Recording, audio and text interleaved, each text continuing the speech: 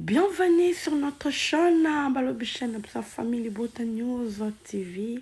Salut à tout le monde, bonjour, bonsoir.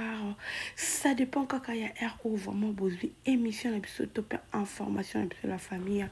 Tous on a kaka pour la bine épine, la bine bon dimanche. Vraiment bon dimanche na bino nyonso ou nyonso aza chrétien. Vraiment bon dimanche na bino. J'espère que na mabota na bino bokeba église to pe bamisusu bazokende, ça dépend kaka ya air oyo bozali vraiment bon dimanche et pas wapi bozwami. En tout cas nangeka naloba ba oyo nyonso bamoni chaîne na biso pour la première fois to pe bakoti awa pour la première fois. En tout cas n'hésitez pas de vous abonner, n'hésitez pas vraiment. Ici on travaille, ici vraiment il y a de belles émissions. Ici, on n'insulte pas. Vraiment, ce que coach awa, en tout cas, aux analibaku, ya malamu, oponi et sika malam. Bongo te famille bota. Babi soko za famille bota solo ya sursira. Soko coach pour la première fois, en tout cas, au kozanga te, au s'abonner. Bon s'abonner. Et puis, n'oubliez pas de cliquer sur la cloche des notifications pour qu'à chaque fois, ceux qui te font l'émission, vraiment, et comme là yo directement. Voilà la famille toyeli bino nini bande kolanga bomoni vraiment titre na ngai bomoni miniature na ngai vraiment babengaka minya balobi soko koti na miniature c'est que vraiment osa célèbre c'est que oyebani bomoni kanga vraiment nazolia na ngande bomoni kawana moi lipanga moi petit déjeuner nanga moi lipalanga moi maki nanga tala kaka tozolia po to wana esengo babi dimanche lamu esengo wana tozomona ba makamba malamu oyo ezokomela biso surtout na kati ya famille bota ba oyo tobengi vraiment ba oyo ya biso toyebi ki bazangaka te barataka te tobengaka bongo vraiment ya biso na kati ya famille bota oyo tobengi mama top wato voilà babi yo linga mama top wato en tout cas okozanga te kosabone okozanga te kotia commentaire pona mama na biso top balobi kilo ya mboka kilo ya mboka penza ye wana vraiment azo voyage bande kolanga eloko nini esaliki na ya koloba na video ya mama top tomoni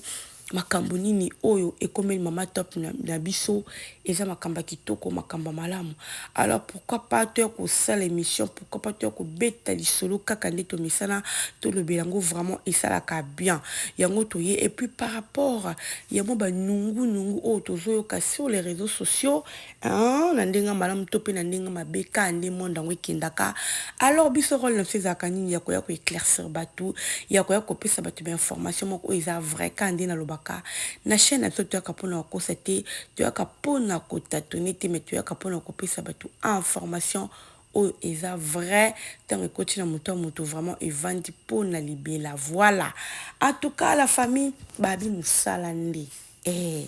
biso vraiment na kati ya famille libota mosala nde eleka maloba na ebele bozomona en tout cas ces derniers temps bato ya famille libota bazobima vraiment toyebi ki Marina là-bas avec un spectacle bandeko nanga spectacle na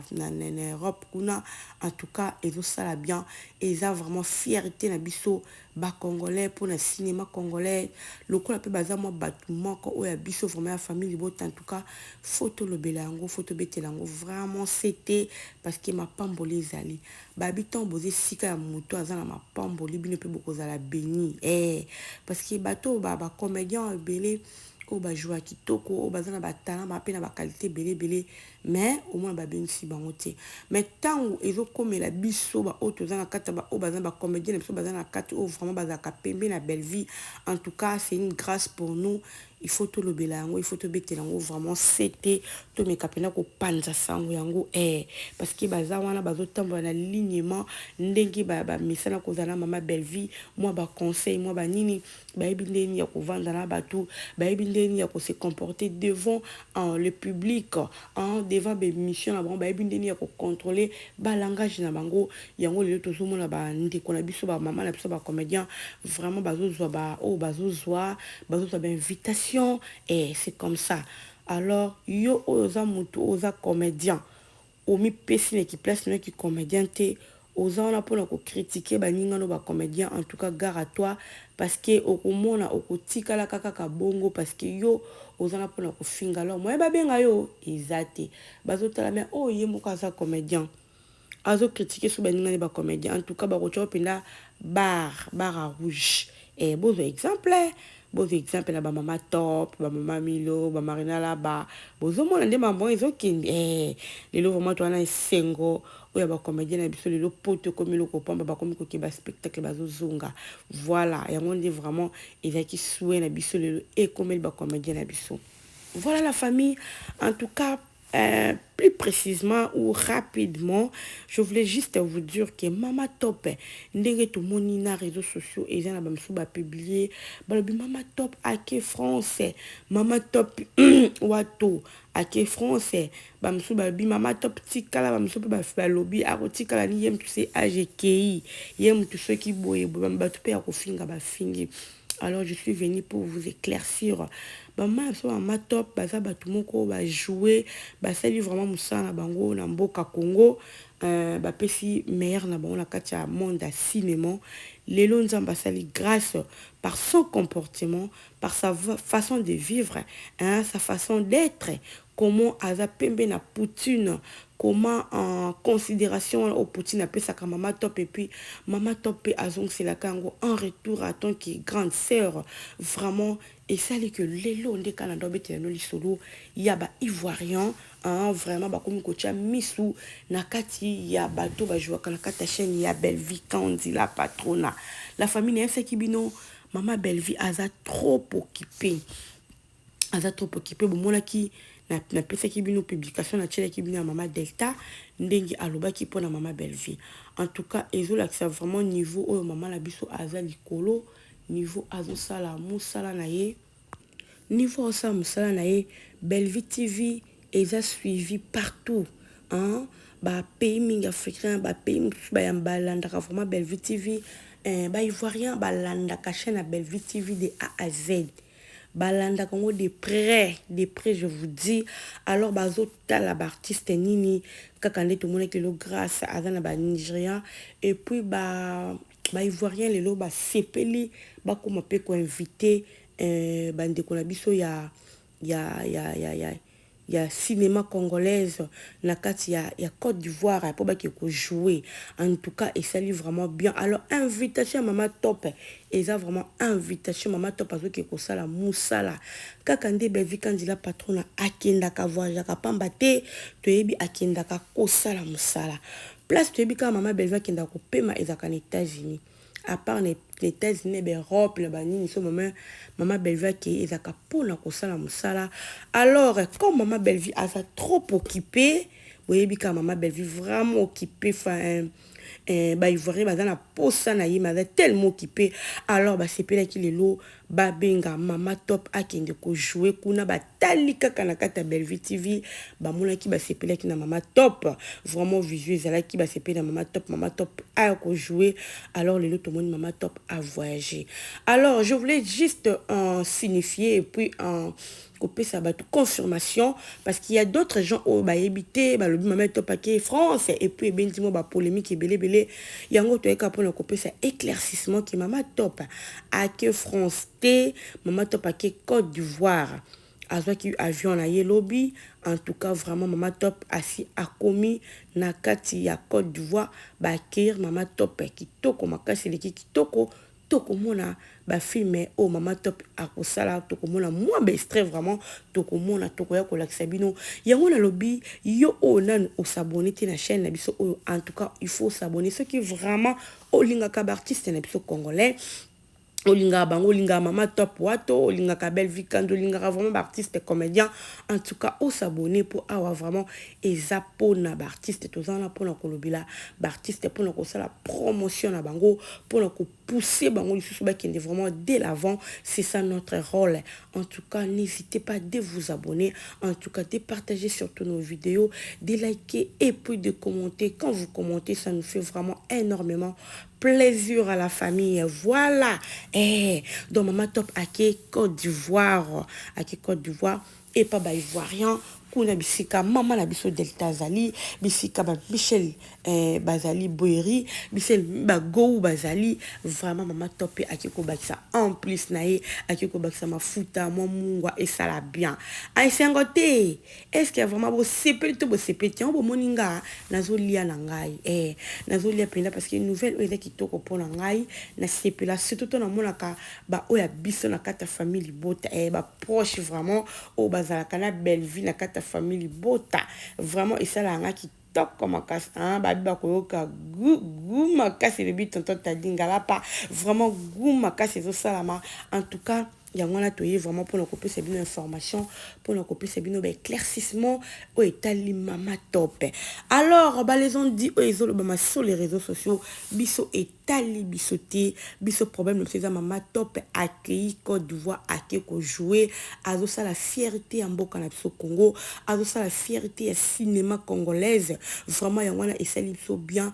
yango tindi biso to ya koloba to ya kosala émission bongo te famille bota bongo babi famille bota oye famille bota toujours en avant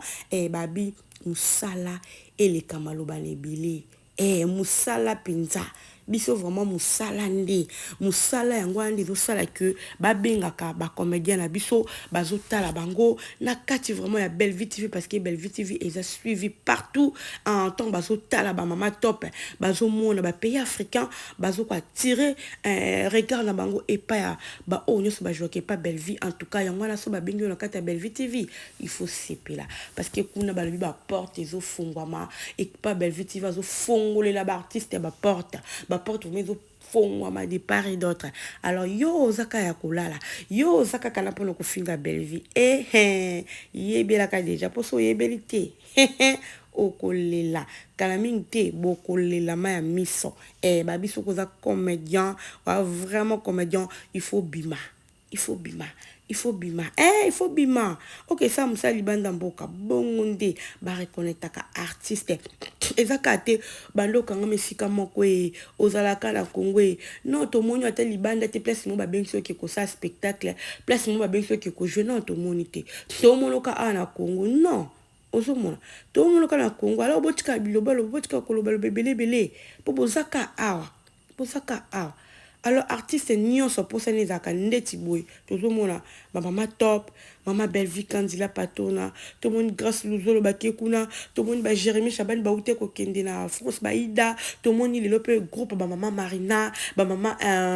ebakata pe mama ebakata na biso vraiment ebakata vimbo azo kende ba spectacle to moni en tout cas et ça lenga bien na moni président Masasi au moni lelo ba sali musala na bango par respect na bango façon na bango ya ko vendre la monde à théâtre façon ya comportement na bango ba pese ki meilleur na bango vraiment lelo yo baza sélectionné et ça absolument kitoko et ça absolument vraiment plaisir il y a trop tout le monde peut un baladona baza na kati en tout cas baza vraiment ébélé oh bazo que tout le monde peut Naomi Lufakenda voilà en tout cas ils ont ça absolument plaisir à Marina là-bas et ça absolument plaisir parce que baza oh ya biso ya famille bota oh vraiment maman Belle Vie zakana babi ceinture ceinture et vandi wana so teli mama top na gauche ok côté pour nous teli mama étoile ok côté pour nous tali na milu fokendo ok côté de on a vraiment que oui ba famille bota ceinture wana Marina là-bas ceinture wana izali alors tant ba ok ndeboye c'est vraiment un plaisir Belle Vie azo fongoli là-bas tout makambu Belle Vie c'est une femme à féliciter tomoni azo fongola G côté mabala azo fongola G côté ba voyage vraiment kozana mama boy ils a vraiment plaisir parce que grâce à chaîne à Belle Vie nde ba moni bazomona bato bazomona grâce à chaîne à Belle Vie nde bazomona mababala ezopesa mabazomona tomoni mama na biso Leanda azo kende États-Unis tomoni kuna nde kona biso mwasi akenda pe États-Unis kaka na kaka mama Belle Vie Kandila patrona vraiment engola faki motema o mama Belle Vie azango façon na ye ya kolinga bato en tout cas et ça donne n'importe qui te yango babi respect na maman Belle Vie Kandila patronne voilà la famille babi to consommer film na biso lelo déjà tout ça la tota la quatrième partie en tout cas tout ça là pour consommer ba film na ko sala biso bien ba koyoka guma kasi film qui ndeki connaît lengi. Voilà, famille Bota. La lingi bino ming na ka kopé c'est éclaircissement. Boteni nga regarder. Et ça la biso gouton to mon ba mama top ba zo ba le ka ba okende bi vraiment. Kitoko makasi. Voilà. La tiki bino. On se retrouve à la prochaine vidéo. Bye bye.